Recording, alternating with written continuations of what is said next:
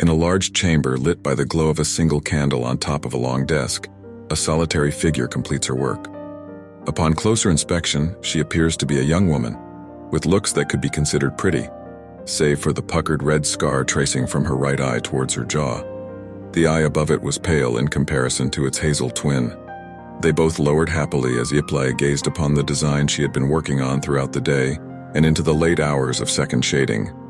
Mathematical measurements and arcane glyphs danced wildly across the parchment.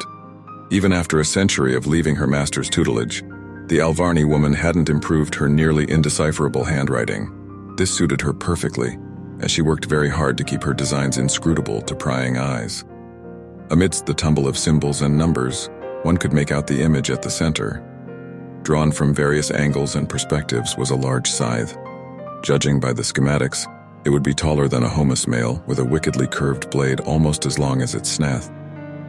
Placing the parchment upon the desk, Yplae walked to a distant wall to her left, lined by large shelves carrying various implements, scrolls, and containers.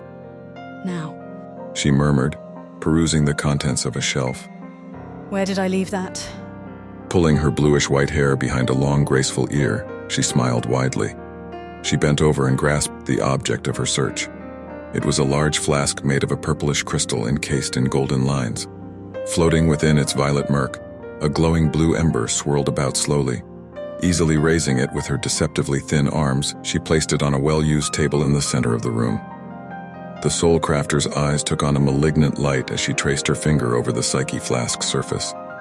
The soul within began to wail mournfully as she smirked. Yes, you'll be perfect for this little project.